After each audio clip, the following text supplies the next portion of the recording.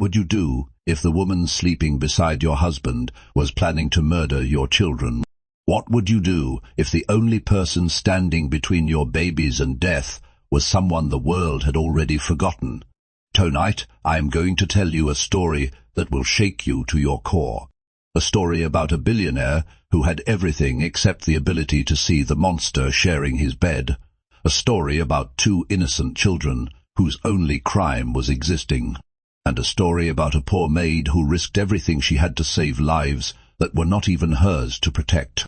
Have you ever trusted someone completely only to discover they were your worst enemy? Have you ever looked past someone only to realize later that they were your guardian angel all along? If you have ever been betrayed by someone you loved, or if you have ever felt invisible in a world that refuses to see you, then this story is for you. Because tonight we are diving into jealousy so deep it turns deadly. We are exploring love so pure it conquers evil. And we are witnessing a twist so shocking you will not see it coming no matter how hard you try. But I need you to do something for me before we begin. If you believe in the power of love and justice, hit that subscribe button right now and join the Mr. Andy Love Stories family. Turn on those notifications because you do not want to miss stories like this, and settle in because this one is going to take you on a journey you will never forget. Now, let us begin. Marcus Blackwell was not born into wealth. He built his empire with his bare hands, starting from a small apartment in Brooklyn, where he used to code software on a second-hand laptop while eating instant noodles for dinner. By the time he turned 42, Marcus had become one of the most powerful men on the eastern seaboard. His technology company had revolutionized how businesses operated, and his real estate holdings stretched across 3 states. Boardrooms trembled when he walked in. Markets shifted when he made decisions. His name alone could make or break careers. But none of that mattered to Marcus anymore, not since the night that shattered his entire world. You see, 6 years before our story begins, Marcus was not just a billionaire. He was a husband, and he was about to become a father. His wife, Catherine, was his everything. They had met in college when Marcus was still a nobody with big dreams and empty pockets.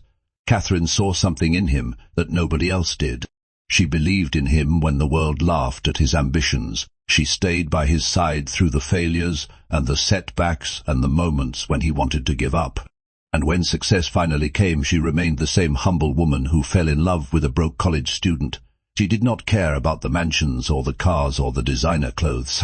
She cared about him, about them, about the family they were building together. When Catherine became pregnant with twins, Marcus thought his life was complete. He had the empire.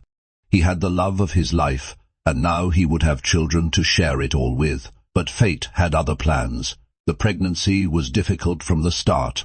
Catherine was older, and there were complications that the doctors warned them about, but she insisted on carrying the babies to term. She wanted to give Marcus the family he had always dreamed of, and she was willing to risk everything to do it. On a cold December night, Catherine went into labor 3 weeks early. Marcus held her hand in that delivery room as doctors rushed around them. He watched her face twist in pain. He heard the monitors beeping erratically, and he felt her grip slowly loosen as the life drained from her body. The twins were born healthy, a boy and a girl, Oliver and Olivia, but Catherine never got to hold them. She died on that operating table with a smile on her face, because she knew her babies were alive. Her last words to Marcus were, "Take care of them," and then she was gone. Marcus held his 2 newborn children in his arms that night, while tears streamed down his face. He made a vow in that moment, a sacred promise to the woman who gave her life for their children. He said, "I will protect them with everything I have, Catherine. No one will ever hurt what you died to give me." I swear it, but Marcus was wrong, because sometimes the greatest danger does not come from outside. Sometimes it walks right through your front door wearing a smile. In the years that followed Catherine's death, Marcus threw himself into his work. It was the only way he knew how to cope, the only way to escape the unbearable pain of coming home to a house that still smelled like her perfume. He hired the best nannies and tutors for the twins. He made sure they had everything money could buy, but he was not there, not really. Because every time he looked at Olivia, he saw Catherine's eyes staring back at him. And every time Oliver smiled, Marcus felt his heart breaking all over again. So he buried himself in meetings and mergers and acquisitions. He told himself he was building a legacy for his children, but the truth was he was running from them, running from the memories, running from the pain. And in doing so he became blind to the danger that was slowly creeping into their lives. Now let me tell you about the twins. Olivia and Oliver were 6 years old when this story takes place. They were not just siblings, they were two halves of the same soul. Olivia was the brave one. She had her mother's blonde hair and green eyes and a spirit that refused to be broken. She carried a small photograph of Catherine everywhere she went, tucked inside a locket that her father had given her. She did not remember her mother, but she talked to that photograph every night before bed. She told Catherine about her day, about her dreams, about how much she missed someone she had never really known. Oliver was different. He was the sensitive one, quiet and thoughtful, with an artistic soul that found expression through drawing. He would spend hours with his crayons creating pictures of imaginary worlds where mothers never died and fathers never worked late. He did not have memories of Catherine, but he dreamed of her. In his dreams she would hold him close and sing lullabies in a voice he somehow recognized. And when he woke up he would cry because he could not remember her face. The bond between Olivia and Oliver was unbreakable. They finished each other's sentences. They had secret codes and private languages that only they understood. When one of them was hurt, the other felt the pain. When one of them was scared, the other became brave. They were each other's protectors in a world that had already taken so much from them. But despite their bond, there was a longing in both of them that nothing could fill. They would watch other children at the park with their mothers, and something in their eyes would dim. They would see families at restaurants laughing together and fall silent. One evening Oliver looked up at Marcus with those big innocent eyes and asked a question that broke his father's heart. He said, "Daddy, why does Mommy not come back to see us? Did we do something wrong?" Marcus did not know how to answer. He held his son close and cried in a way he had not allowed himself to cry in years. These children needed more than money. They needed more than toys and tutors. They needed love, real, present, unconditional love. But what walked into their lives next was not love. It was something far darker, and it came disguised in silk and pearls and a smile that could charm the coldest heart. Her name was Vivienne Laurent. She was 35 years old, with raven black hair and eyes the color of honey. She moved through high society like she was born for it, graceful and elegant, and always saying exactly the right thing at exactly the right moment. She owned a prestigious art gallery downtown, and her client list read like a who is who of the wealthy elite. Marcus met her at a charity gala 2 years after Catherine's death. He had not planned on attending, but his business partners insisted. It would be good for his image, they said. People were starting to talk about the reclusive billionaire who never left his office. So Marcus put on a tuxedo and forced himself to smile and made small talk with people he did not care about. And then he saw her. Vivienne was standing by the champagne fountain wearing a red dress that hugged her figure perfectly. She was surrounded by admirers, but her eyes found Marcus across the room.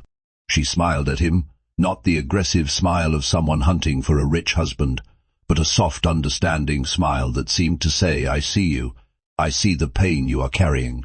She approached him later that evening. Her first words were carefully chosen. She said, "Mr. Blackwell, I read about your wife. I'm so sorry for your loss. It takes tremendous courage to keep going after losing someone you love. I just wanted you to know that I admire your strength." Marcus was caught off guard. People usually avoided the topic of Catherine. They did not know what to say, so they said nothing. But Vivienne addressed it directly with compassion and grace. She did not push. She did not linger. She simply offered her condolences and walked away. But she left an impression. Over the following weeks, Vivienne seemed to appear wherever Marcus went. At business dinners, at gallery openings, at the coffee shop near his office. She never approached him directly. She simply existed in his orbit, allowing him to come to her when he was ready. And eventually he did. They started as friends. She would listen for hours as Marcus talked about Catherine. She never seemed jealous or threatened. She would hold his hand when he cried and tell him that his wife sounded like an amazing woman. She played the role perfectly. Slowly, she became part of his life. She would stop by the mansion to drop off a book she thought he might enjoy. She would send flowers on Catherine's birthday, not for Marcus, but to honor his late wife. She even visited Catherine's grave once and left white roses with a note that said, "Thank you for loving him so well." Marcus was falling, not fast but steadily, like a man walking into quicksand without realizing his feet were sinking. He thought he had found someone who understood him, someone who could help him heal, someone who could maybe someday love his children as her own. But behind Vivienne's perfect smile was a calculator constantly running numbers. She had done her research. She knew everything about Marcus Blackwell, his net worth, his assets, his investments, and most importantly his will. She had seen a copy once, when she accidentally wandered into his study and found it in an unlocked drawer. She photographed every page, and what she learned changed everything. According to the will, everything would go to the twins when they turned 21. The company, the real estate, the offshore accounts, everything. As long as Olivia and Oliver were alive, Vivienne would never control the empire. She would always be second, and Vivienne Laurent had never been second to anyone. Now I need you to pause for a second. Think about this. Have you ever known someone who wore two faces? Someone who smiled in public but showed their true colors in private? Someone who made you feel special while secretly plotting your downfall? I want you to drop a comment below right now. Tell me about a time someone fooled you. Tell me about a time you trusted the wrong person. I want to hear your stories because I know so many of you have been there. And while you are thinking about that, make sure you hit that like button because it helps more people find these stories. And we are building something special here at Mr. Andy Love Stories. Now let me continue, because this is where things start to get dangerous. 18 months after they met, Marcus proposed to Vivienne. He did it in the garden of the mansion, under the oak tree where Catherine used to read. He thought it was romantic. He thought Catherine would approve. He was wrong. Vivienne accepted with tears in her eyes and a diamond on her finger, and a plan taking shape in her mind. She moved into the mansion the following week, and that was when her mask began to slip.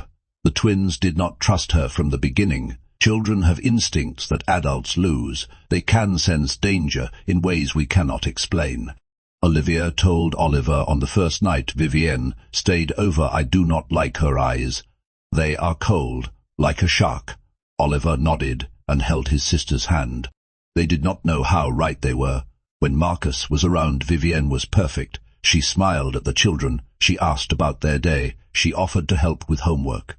But the moment Marcus left the room, everything changed. Her smile would drop like a mask being removed. Her voice would turn flat and hard.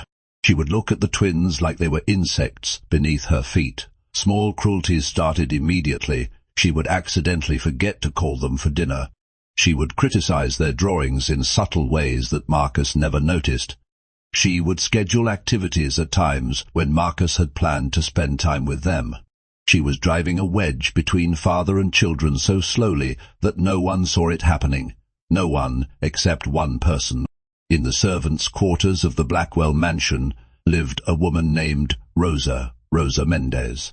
She was 28 years old, though life had etched lines into her face that made her look older. She had come to America from a small village in Guatemala when she was 19 years old.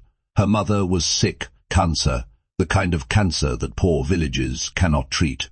Rosa had 2 younger brothers who needed school fees and food and a future.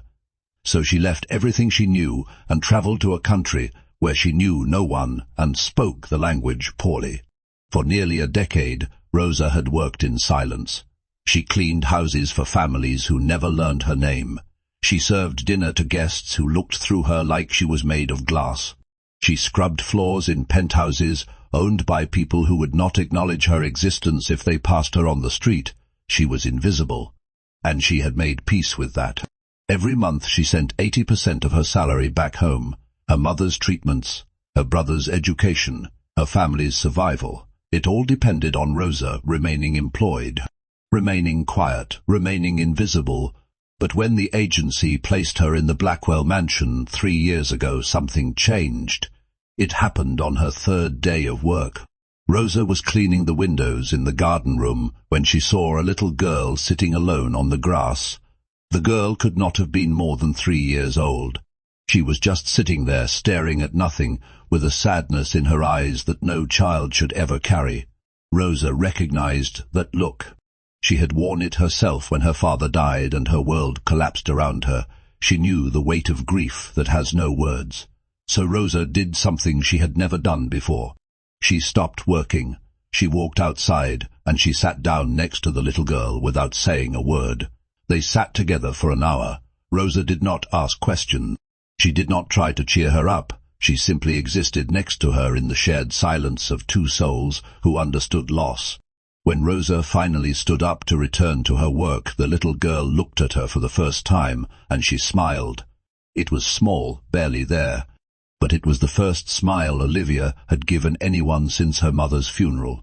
From that day forward, Rosa and the twins shared a secret bond. She was not supposed to interact with the children. The agency had been clear about her duties, and childcare was not among them, but Rosa could not help herself. She would finish her work early and find reasons to be wherever the twins were.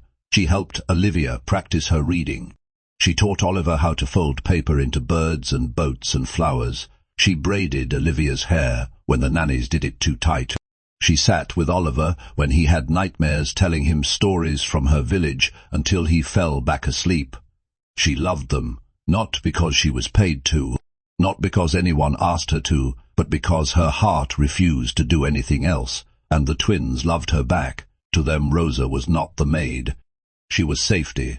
She was comfort. She was the closest thing to a mother's love they had ever known. But here is the thing about invisible people. They see everything, because no one is watching them. Rosa saw how Vivienne's face changed when Marcus left the room. She saw the cold glances Vivienne gave the children when she thought no one was looking. She heard the sharp whispers that were too quiet for anyone else to catch. She noticed that the twins started eating less, sleeping worse, smiling never. Something was very wrong, and Rosa was the only one who could see it, but who would believe a maid over a billionaire's fiancée, who would take the word of an immigrant cleaning lady over a sophisticated art curator with connections everywhere. Rosa had no proof, only instinct, only the growing dread in her stomach that something terrible was coming. She decided to watch more closely, to document what she observed, to wait for evidence she could actually use. But time was running out faster than she knew, because Vivienne had stopped waiting. 6 months after moving into the mansion, Vivienne began her campaign to remove Rosa. She had noticed the way the children ran to the maid instead of to her. She had seen the drawings Oliver made of a woman with dark hair and kind eyes. She had watched Olivia light up whenever Rosa entered a room, and it made her sick. Not because she cared about the children's affection, but because Rosa was a witness who watched, who listened, who remembered. Vivienne started planting seeds with Marcus. She mentioned casually that Rosa seemed to be overstepping her boundaries. She suggested that the maid was getting too familiar with the children. She even went so far as to hide small items from her jewelry box and imply that perhaps the help could not be trusted. Marcus was too distracted to investigate properly. He trusted Vivienne. He thought she had his family's best interests at heart. He promised to speak with the household manager about Rosa's position. Meanwhile, Vivienne confronted Rosa directly. It happened in the laundry room, where no one else could hear. Vivienne walked in with her heels clicking against the tile and her eyes hard as diamonds. She said, "I see you watching me. I see how you look at those children like they belong to you. Let me make something very clear. You are nothing. You are replaceable. One word from me and you disappear. Your sick mother stops getting medicine. Your brothers stop going to school. Everything you have worked for vanishes. Do you understand? Rosa said nothing, but her hands trembled as she folded the laundry. Vivienne smiled that cold smile and walked away. Rosa stayed silent, but she did not stop watching, because she knew now with absolute certainty that Vivienne was dangerous. And she knew the children were running out of time. Things escalated quickly after that. Vivienne began isolating the twins from their father systematically. She convinced Marcus that children needed structure and early bedtimes. She suggested they eat dinner separately from the adults. She cancelled outings Marcus had planned with them, claiming scheduling conflicts.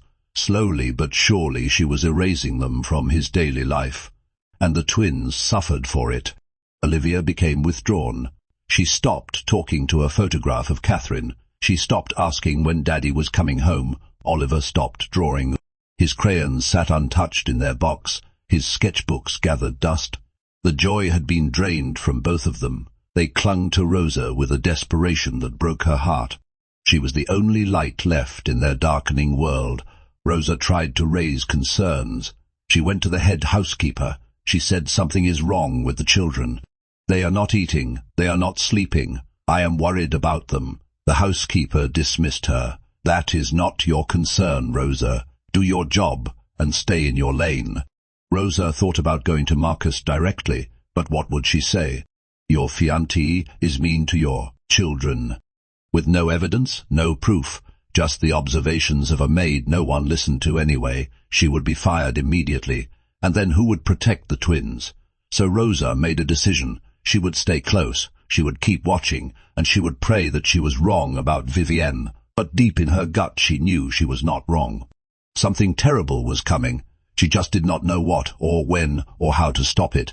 The day everything changed started like any other. Marcus announced at breakfast that he needed to fly to Singapore. An urgent merger required his personal attention. He would be gone for 1 week, maybe longer. Vivienne encouraged him to go. She said, "Darling, the children will be fine. I will take care of everything. Focus on your business. We will be here when you get back." She kissed him at the door and waved as his car drove away, and the moment he disappeared around the corner, her face changed completely. Rosa was watching from the upstairs window. She saw the transformation. She saw the cold calculation that replaced the warm smile, and her blood ran cold. Over the next 2 days, Vivienne began making changes. She dismissed most of the household staff. She said they were being given a few days off as a treat, but Rosa noticed it was specifically the staff who interacted most with the children, the nannies, the tutors, the security guards who patrolled the interior of the house, all sent away. Only essential personnel remained, including Rosa. Vivienne needed someone to clean, someone known to maintain appearances, someone invisible who would not ask questions. On the evening of the second day, Rosa was cleaning near Vivienne's study when she heard voices. She should have kept walking. She should have minded her own business. But something in Vivienne's tone made her freeze. It was a voice she had never heard before. Cold, calculating, deadly. Rosa pressed herself against the wall and listened. Vivienne was on the phone. She said, "It has to look natural. Children get sick all the time. Food poisoning, allergic reactions. These things happen. By the time he returns, it will be too late for questions." There was a pause. Then Vivienne laughed. She said, "The estate transfers to the surviving spouse if there are no heirs. I checked with 3 different lawyers. It is airtight. 1 more week and I will own everything." Another pause. Vivienne said, "Tomorrow night. Most of the staff will be gone. I will prepare their dinner myself. By morning it will be done, and I will be the grieving stepmother who tried so hard to save them." Rosa's heart stopped. Her entire body went cold. This could not be happening. This could not be real. But it was. Vivienne was planning to murder the twins tomorrow night, and Rosa was the only one who knew. "Now I need to ask you something. If you were Rosa right now, what would you do? Think about it. Really think about it. You are a poor maid with everything to lose. Your job, your family's survival, your mother's medical treatment. Everything depends on you keeping your head down and staying quiet. But you just heard someone planning to kill 2 innocent children, children you love, children who trust you, children who have no one else in the world to protect them.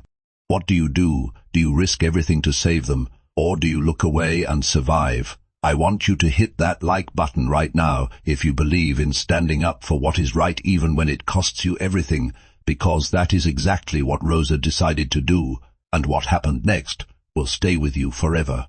Rosa did not sleep that night. She sat in her small room with her heart pounding and her mind racing through every possible option. She could call the police. But what would she say? I overheard a phone conversation. She had no proof, no evidence. She was a maid, an immigrant with a thick accent and a cleaning uniform. Vivienne was a respected art curator, engaged to one of the wealthiest men in the country. Who would the police believe? She could call Marcus. She tried. His phone went straight to voicemail. He was in meetings all day, international time zones. She left a message, but she knew he might not hear it for hours. Maybe not until it was too late. She could take the children and run. But where would they go? How far would they get before Vivienne reported them missing? Rosa would be arrested for kidnapping. The children would be returned, and Vivienne would simply try again with better planning. There was no good option. Every path led to disaster, but doing nothing led to something worse. 2 small bodies, 2 closed caskets, 2 lives extinguished because Rosa was too afraid to act. She made her decision at 3 in the morning. She would stay. She would watch. She would put herself between those children and whatever Vivienne had planned. And if she had to die to save them, then at least she would die knowing she did the right thing. Rosa looked at the photograph of her mother that she kept on her nightstand. She whispered, "Forgive me, Mama, but I cannot let these children die." The next morning Rosa went through her duties like a ghost. She cleaned, she organized, she moved through the mansion without drawing attention, but her eyes never stopped watching. She saw packages arrive for Vivienne. She saw one small box that Vivienne hid quickly in her pocket. She saw Vivienne spend an unusual amount of time in the kitchen. The clock was ticking. Rosa found the twins in the garden that afternoon. They ran to her immediately, wrapping their small arms around her waist. Oliver buried his face in her apron. Olivia looked up at her with those green eyes that looked so much like the photograph of Catherine. Olivia said, "Rosa, I am scared. I do not know why, but I am so scared." Rosa knelt down and pulled both children close. She said, "Listen to me carefully, both of you. No matter what happens tonight, I need you to trust me. If I tell you to run, you run. If I tell you to hide, you hide. Do not ask questions. Just do what I say. Can you do that for me? Can you be very, very brave?" The twins nodded. They did not understand what was happening, but they trusted Rosa more than anyone else in the world. She was their safe place, and tonight she would prove just how safe she could make them. Evening came too quickly. The sun set over the Blackwell mansion, painting the sky in shades of orange and red, like fire, like warning. By 7, the few remaining staff members had gone home. Only Rosa, Vivienne, and the twins remained in the main house. There was one security guard stationed outside. At 7:30, he received a phone call, a family emergency. He had to leave immediately. Vivienne assured him a replacement would arrive within the hour. Rosa knew no replacement was coming. They were alone now, completely alone. At 8 o'clock, Vivienne made her announcement. She said, "I am going to prepare something special for the children tonight, their favorite hot chocolate, a treat before bed." Rosa felt ice in her veins. She said, "Miss Laurent, I can prepare it. That is my job." Vivienne smiled that cold smile. "No, Rosa, I insist. You have worked so hard today. Why do not you take the evening off? I will take care of everything." Their eyes met, and in that moment they both knew. Vivienne knew that Rosa suspected something. Rosa knew that Vivienne was about to act. But Rosa did not back down. She said, "I promised the children I would read to them tonight. They have been looking forward to it." Vivienne's smile tightened. "I said, take the evening off." And Rosa, standing taller than she ever had in her life, said, "And I said I promised them, so I will stay." The silence stretched between them like a wire about to snap. Vivienne could have pushed harder. She could have forced the issue. But that would raise suspicion later. So she laughed that light musical laugh that never reached her eyes. Fine, suit yourself. And she walked toward the kitchen. Rosa exhaled, but she knew this was far from over. She took the twins upstairs and read to them as she promised, but she did not relax. She kept one ear listening for footsteps, one eye watching the door, one hand ready to grab the children and run. At 9:45 she heard Vivienne's heels climbing the stairs. It was time. Rosa moved quickly. She locked the bedroom door. She pushed the heavy dresser against it. The twins watched with wide, frightened eyes. Olivia whispered, "Rosa, what is happening?" Rosa pulled out her phone. She had programmed a single button to dial Marcus and start recording. She pressed it. 1 ring, 2 rings. Marcus's voice came through groggy and confused. He said, "Rosa, what time is it? Is everything all right?" Rosa spoke quickly. "Mr. Blackwell, listen to me. Sophia and Oliver are in danger. Vivienne is trying to hurt them. I do not have time to explain. Please call the police. Send someone. And Yon, please." Marcus was confused. He said, "Rosa, slow down. What are you?" The door shook. Someone was trying to force it open. Vivienne's voice came through muffled but furious.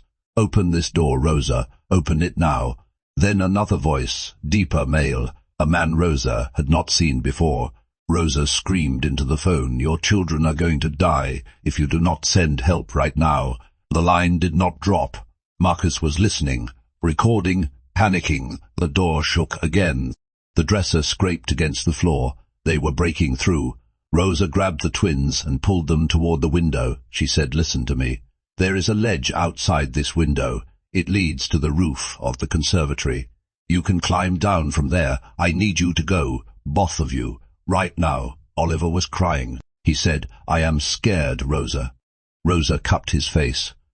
She said, "I know, baby, I know, but I need you to be brave. I need you to protect your sister. Can you do that? Can you be the bravest boy in the world for me?" Oliver nodded through his tears.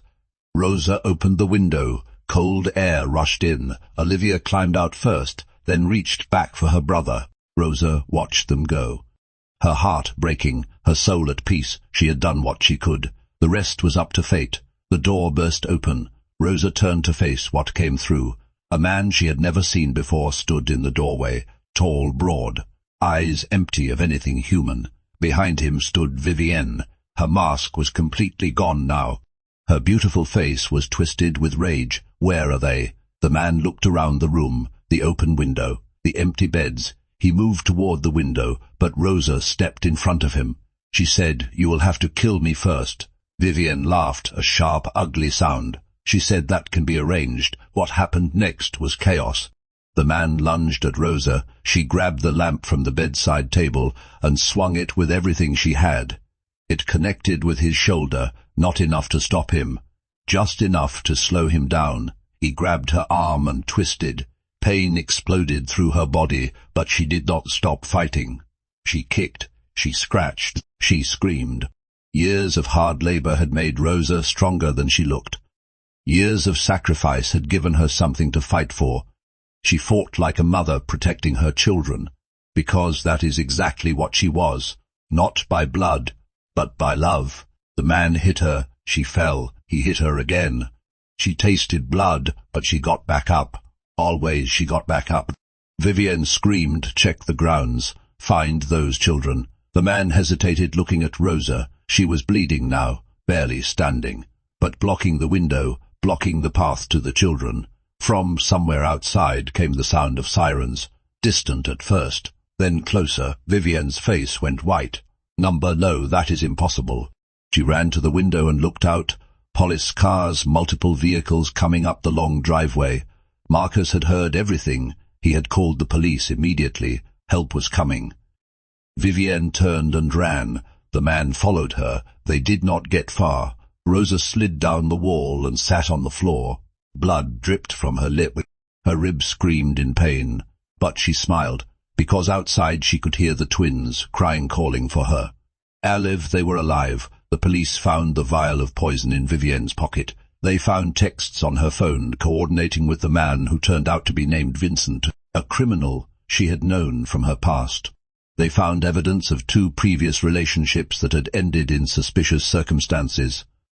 Wealthy men whose fortunes she had inherited after tragic accidents. Vivienne was not just a gold digger, she was a serial predator, and she had finally been caught. She screamed as they dragged her away. She pointed at Rosa and said, "You stupid maid. You think you have won. You are still nothing. You hear me? Nothing." Rosa said nothing in response. She did not need to. Her silence was louder than any words could ever be. Marcus arrived 8 hours later. He had chartered a private jet the moment he understood what was happening. He ran through the mansion like a man possessed.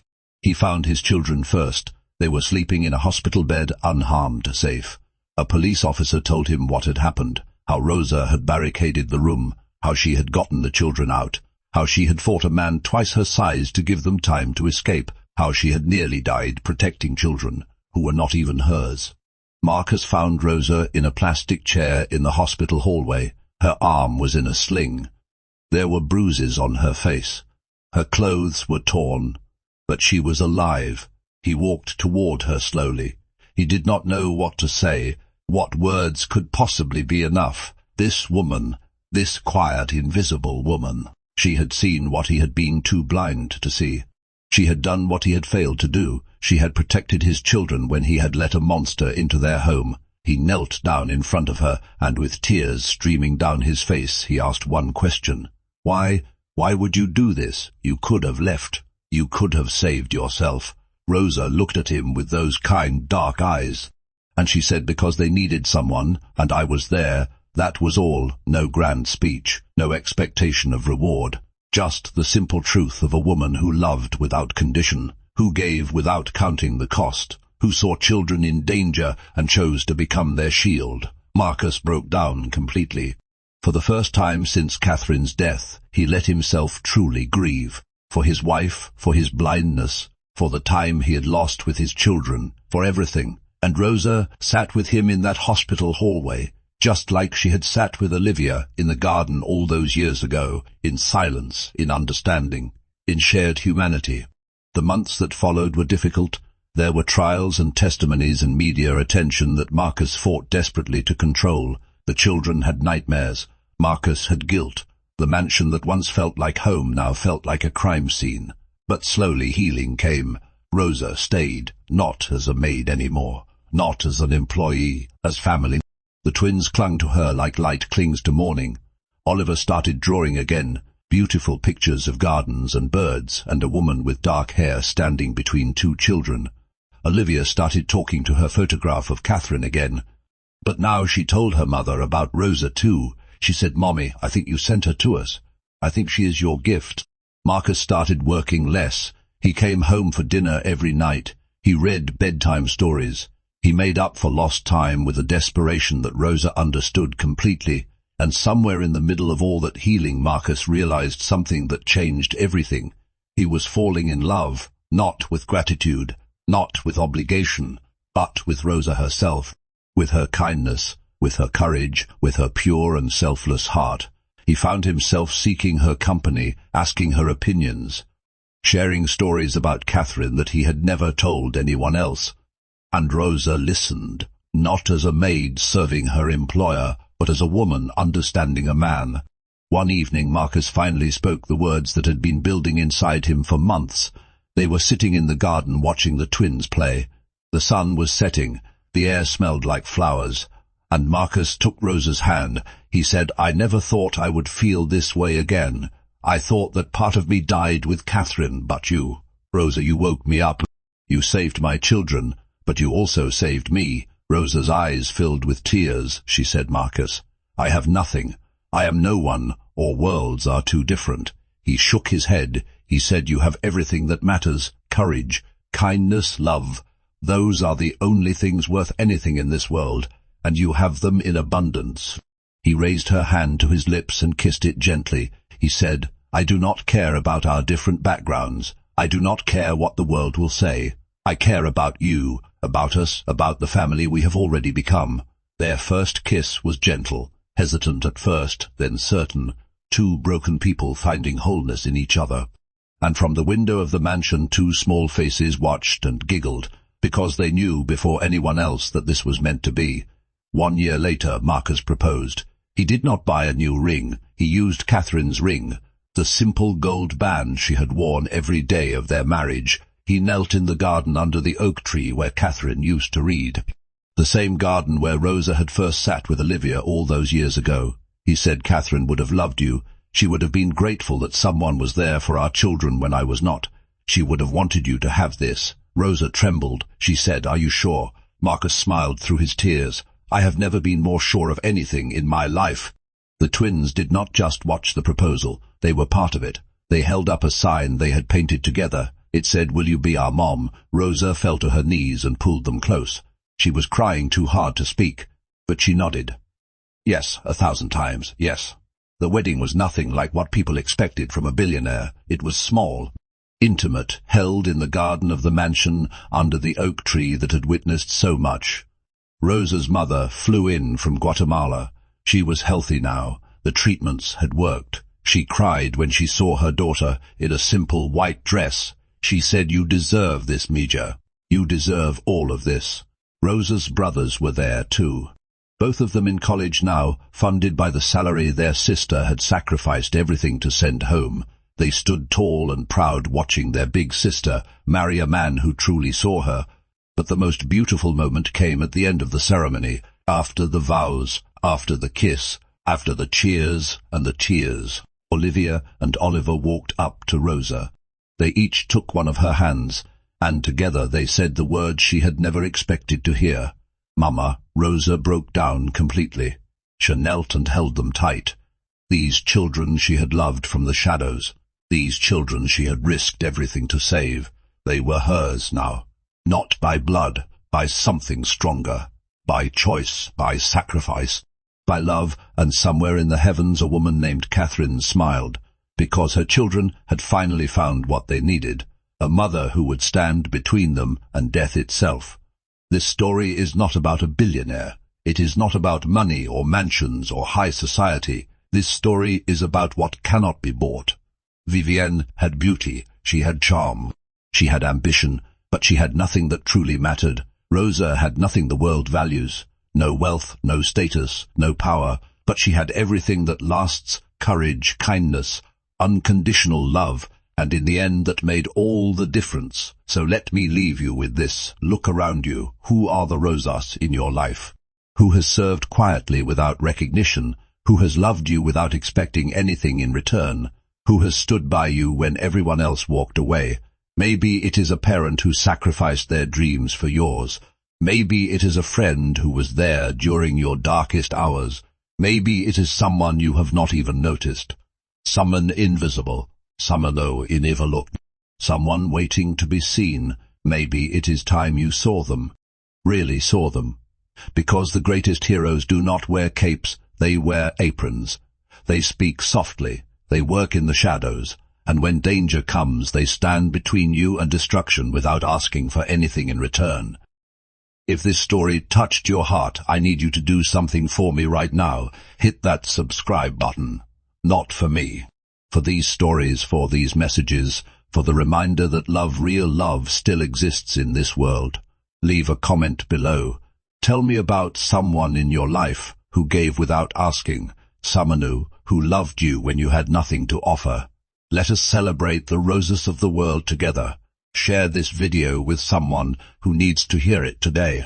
Someone who feels invisible, someone who is sacrificing everything for others. Show them that they matter. Show them that they are seen. Because here is the truth. The greatest love stories are not about billionaires and mansions. They are about ordinary people who do extraordinary things. For love, true love, is not about who has the most. It is about who gives the most even when they have almost nothing to give. This has been Mr. Andy Love Stories. Thank you for being here. Thank you for believing in these stories, and I will see you in the next one.